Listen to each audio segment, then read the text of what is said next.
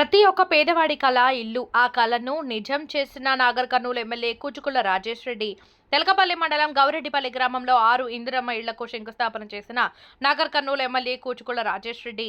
ఈ సందర్భంగా రాజేష్ రెడ్డి మాట్లాడుతూ ప్రతి ఒక్కరి కళ ఇల్లు ఇందిరమ్మ రాజ్యంలోనే వస్తాయన్న నమ్మకాన్ని ముఖ్యమంత్రి రేవంత్ రెడ్డి నిజం చేస్తున్నారన్నారు. గత ప్రభుత్వాలు డబుల్ బెడ్రూమ్ ఇల్లు ఇస్తానని ప్రజలను నమ్మించి మోసం చేశాయన్నారు.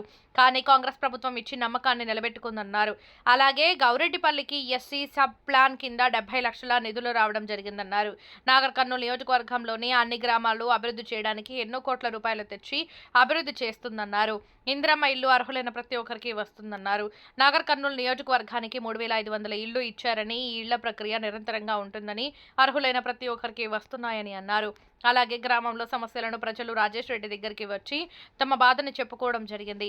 మీకు నేనున్నానని భరోసా ఇచ్చారు. ప్రభుత్వానికి ప్రజలకు వారధిగా పనిచేస్తున్న మీడియా మిత్రులకు, స్థలాలు ఉన్నవారికి 3500 ఇళ్లతో సంబంధం లేకుండా వీరికి సపరేట్గా ఇళ్లు ఇస్తామని అసెంబ్లీలో మంత్రి పొంగులేటి శ్రీనివాసరెడ్డితో చర్చించడం జరిగిందన్నారు. మీ రిప్రజెంటేషన్ ఇస్తే దాని ప్రకారం మేము ఇల్లు మంజూరు చేస్తామన్నారు. ఈ కార్యక్రమంలో నాయకులు, కార్యకర్తలు, గ్రామ ప్రజలు, యూత్ కాంగ్రెస్ నాయకులు పాల్గొనడం జరిగింది. గౌరెడ్డిపల్లిలో ఇందిరమ్మ ఇండ్లు మొదలుపెట్టడానికి శంకుస్థాపనకు వచ్చి జిల్లా స్థాయి నాయకులు, గ్రామస్తులు, మార్కెట్ చైర్మన్, అది యూత్ కాంగ్రెస్ ప్రెసిడెంట్లు ప్రతి ఒక్కరు విచ్చేసి అలా ఎన్నో రోజుల కళ, పేదవారి కళల ఇందిరమ్మ రాజ్యం వచ్చిన తర్వాత ఈరోజు మన నియోజకవర్గానికి ముఖ్యమంత్రి రేవంత్ రెడ్డి గారు 3500 ఇవ్వడం జరిగింది.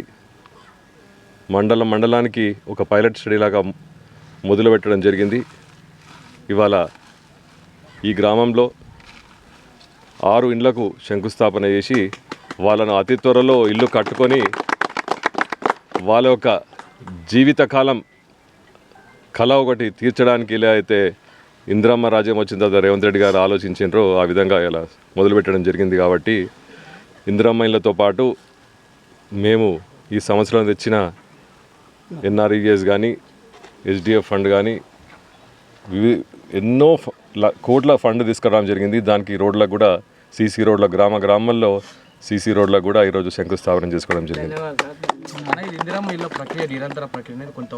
ఇది నిరంతర ప్రక్రియ. మొదలు పెట్టడానికి 3500 ఇవ్వడం జరిగింది. ఇది ఎలా అయితే కంప్లీట్ అవుతుంటాయో మళ్ళీ శాంక్షన్ చేస్తామని చెప్పడం జరిగింది మన రెవెన్యూ మంత్రి పొంగులేటి గారు. అదేవిధంగా నేను ఎలా అయితే ఆ రోజు రిపోర్టర్స్ కూడా సెపరేట్గా ఇవ్వాలనడం జరిగింది. దాని గురించి కూడా నిన్న అసెంబ్లీలో పొంగులేటి గారితో మాట్లాడడం జరిగింది. మీరు ఒక రిప్రజెంటేషన్ ఇవ్వండి, రిపోర్టర్స్ కూడా సెపరేట్గా ఇస్తా అని ఆయన మనస్ఫూర్తిగా చెప్పడం జరిగింది. కాబట్టి రిపోర్టర్స్ కూడా సెపరేట్గా వాళ్ళకి సంబంధించి లిస్టు తీసుకోవడం జరిగింది. వాళ్ళకు కూడా అతి త్వరలో వాళ్ళకి సెపరేట్గా ఈ 3500 కాకుండా రిపోర్టర్కి సంబంధించి ఇల్లు భూమి ఉన్న వాళ్ళకు తప్పకుండా వాళ్ళకు కూడా ఇందిరమ్మ ఇల్లు అలాట్ చేస్తామని చెప్పడం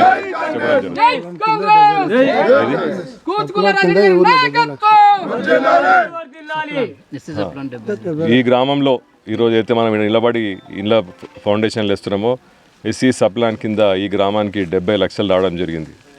కాబట్టి రాబోయే కాలంలో ప్రతి గ్రామంలో రేకుల ఇల్లు, మట్టి ఇల్లు లేకుండా ఇందిరమ్మ ఇల్లు మాత్రమే కనిపించేలా మొత్తం వ్యవస్థ మేము చేయాలని ఆలోచనతో ఉన్నాం. తప్పకుండా సీసీ రోడ్లు, ఇండ్లు మాత్రం పేద ప్రజలు కూడా మంచి ఇండ్లలో ఉండే విధంగా ఆలోచిస్తున్నాం. కాబట్టి తప్పకుండా ఆ విధంగా మేము పనిచేస్తున్నాం. తప్పకుండా రేవంత్ రెడ్డి గారి ఆశయాలు మేము ఇక్కడ గ్రామాల్లో ఉండి నెరవేరుస్తామని మీ మీడియా ద్వారా తెలుపుకుంటున్నాం.